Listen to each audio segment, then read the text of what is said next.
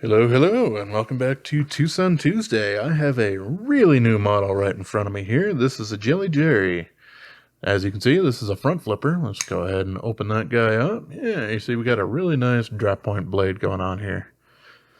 Not crowned, but definitely chamfered on both sides there. Makes it really comfortable. It has a down-cant to the blade, which, now that I think about it, until I got this guy back, I didn't really realize that the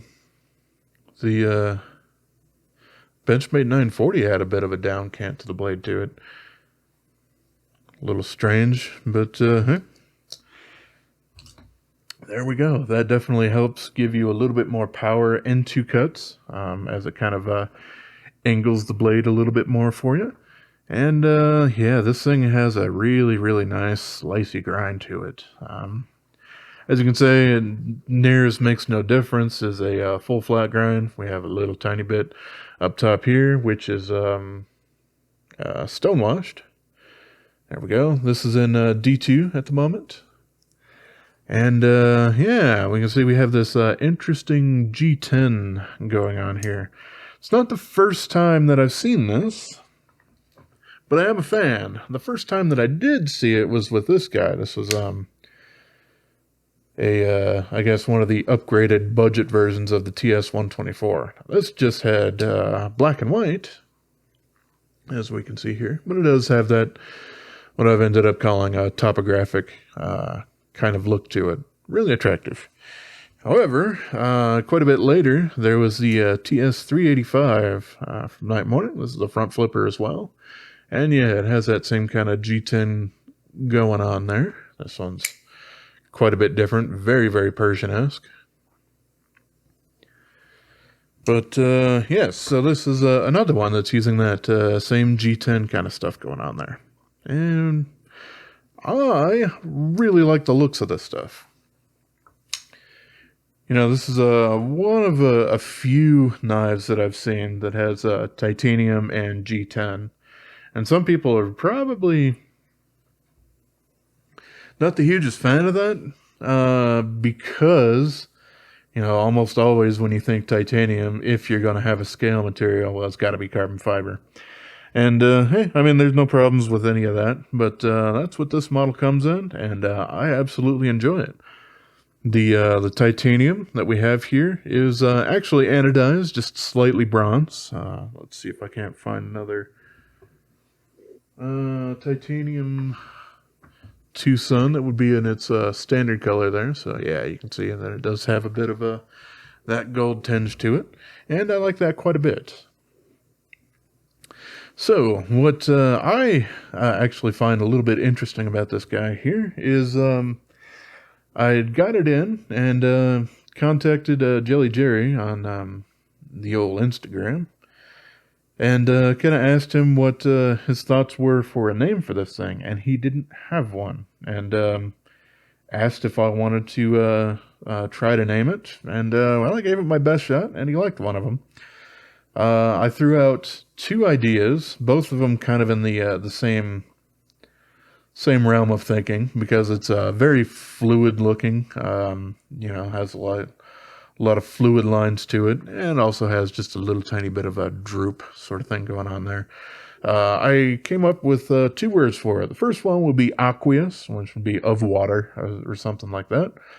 And the other was Molten, and that's the one that he liked the most, and that probably also has a little bit to do with the G10 there. So, as far as I'm actually aware, the official name of this knife is the Molten. So, hooray! I get to actually, in some way, shape, or form, muscle my way into TwoSun history by being able to name a knife. And it's a good one to boot, too. I really do like a lot of the design cues that we got going on here. We don't have a carve-out for the lock bar axis, but we do have generous kind of scallops going on both sides here. Makes it pretty easy for me to close. I don't really have any troubles doing that with the glove on either, so that works out quite well. The G10, especially for the lock bar, you know, does have that anchor point here. So even when this guy's open, this G10 is not going to flex or do anything crazy on you. So that works out quite well. The ergonomics on this thing are quite nice too. And you can choke back here, basically at that lock bar point. That's a decent, comfortable place for my finger to sit in there, so that works out all right. But you can also sneak up quite a bit, and the jimping is also really present up there too, so you can get right behind the edge for some really powerful cuts going on there. And yeah, I would definitely call this a titanium sub frame lock, but as you can see, the titanium on it is fairly thin on it, so it's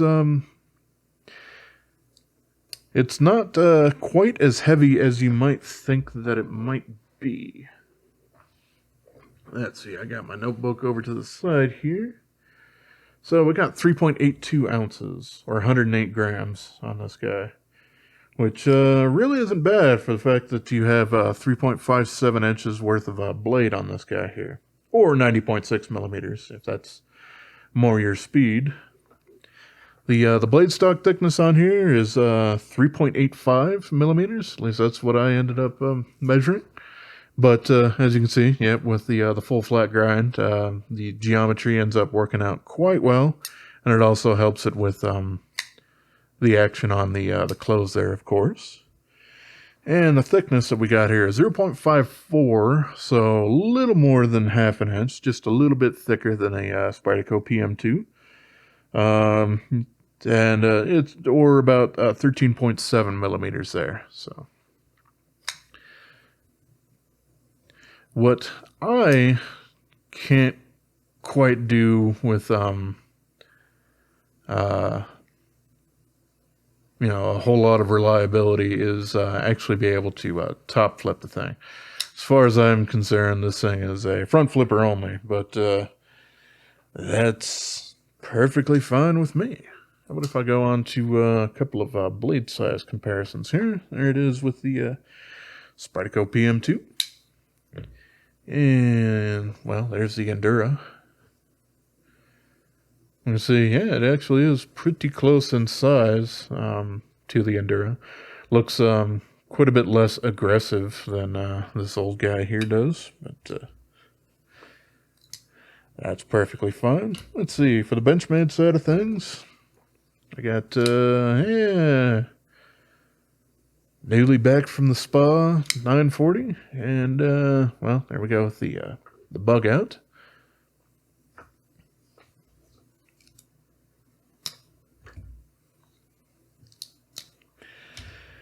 Oh, let's see.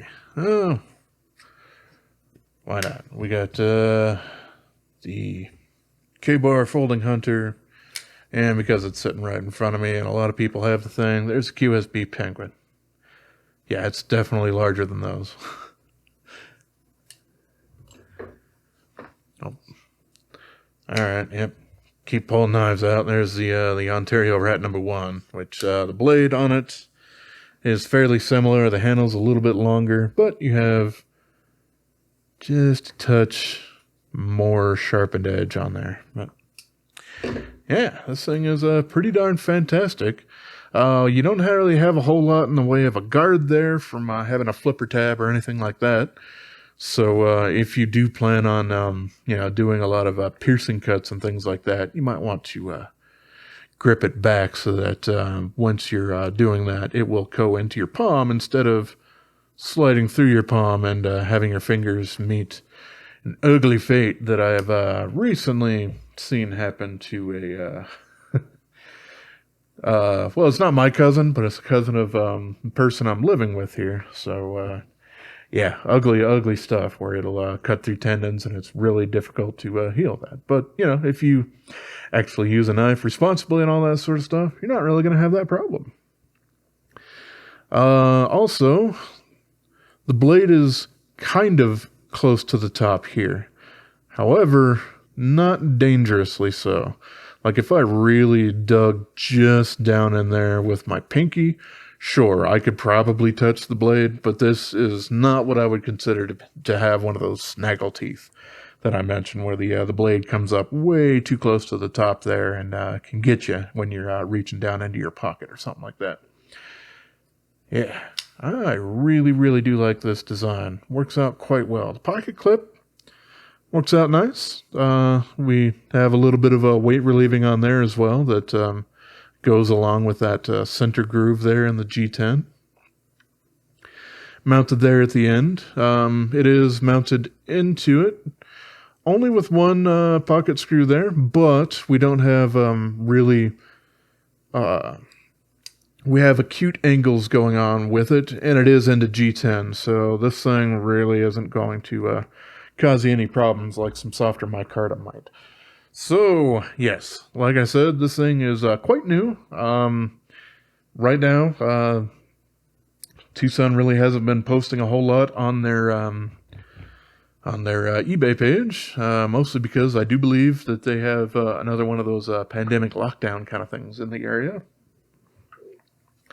And I think that affects a lot of the shipping and things like that part of it. But they have released some recent models that have shown up elsewhere. This one and some others have shown up on White Mountain Knives, as well as on Amazon. And yes, this one works out quite well. You know, you might be able to get it a little bit cheaper once you can, or once more eBay auctions are probably opened up for it.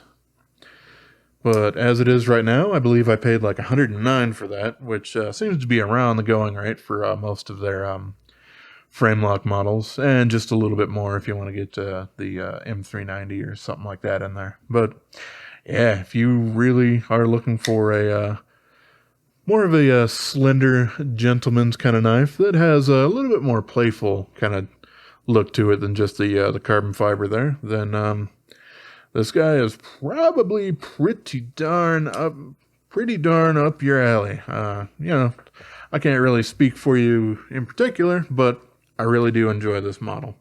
Not just because I got to name it, but hey, yeah, it's just a really good design, and hey, Jelly Jerry is a great guy and makes a whole bunch of great designs. So there we go. That covers basically everything that I wanted to cover about you know, the ergonomics and all that sort of stuff. I suppose. Let's see, move this out of the way. Get some of this out of the way. Sure, I got some cardboard. Why not? I can do some cuts with that. Let's see. There it is. You know, if I'm cutting in the air, then I don't really have to worry about that at all. But yeah, this thing, it'll sail through whatever kind of material that you want to really easily. But okay, now that I've made just a little tiny bit of a mess for y'all, that's it for the standard review. I'm going to take a peek on the inside of this guy, so if anybody else wants to stick around for that, let's go ahead and do that. Everybody else, I appreciate y'all for stopping by. All right, we got T8 construction almost the whole way around. Let's pull that guy out, and I do have to kind of move that Chicago screw a little bit, if I remember right. Yeah, it is all up in the pocket clip at the moment. Oh, I will be able to get to it, but we'll just do it this way.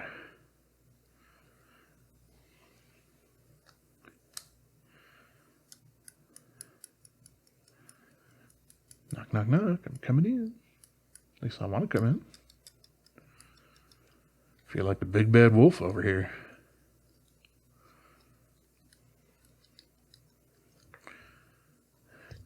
Can I move it from this side?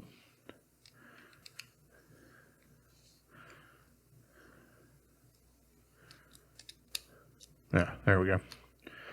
I just needed a little bit larger bit to push that Chicago screw through. But there we go. Yeah, we're on the inside now. And yes, you can see we don't really have much in the way of skeletonization going on the lock bar side. We have a little bit going on this side. However, if we do go ahead and pop out the screw here for the his little swirly G10 scales, and this is a T6 screw, not a T8, by the way.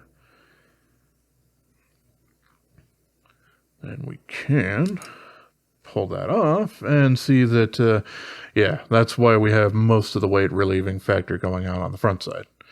We do have a single bump here that really does help secure it kind of in the middle in between those two places. So really, really solid construction as far as that goes.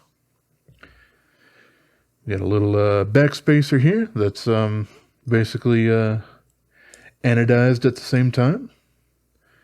One of basically the only ways, as far as I'm concerned, that you can guarantee that you're going to get the same exact color going through any of these particular anodization things.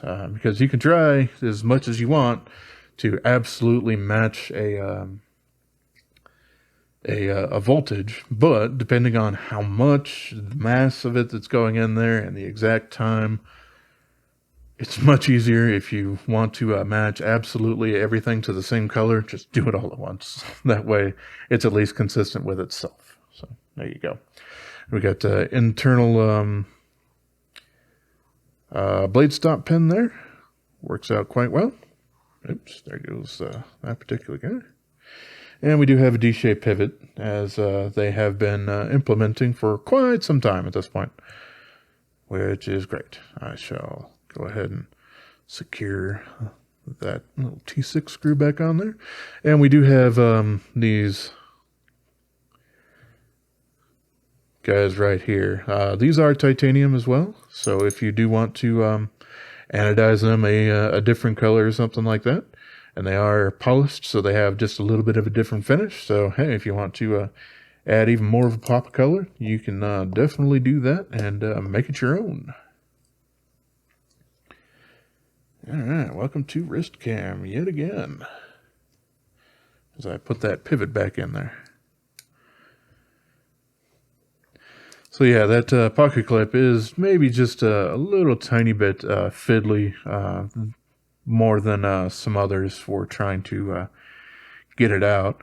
There's nothing special to it to doing that other than the other ones, but yeah, just the pocket clip ends up holding on to the Chicago screw just a little bit more than some others do. But yeah, it's very easy to do that maintenance, of course.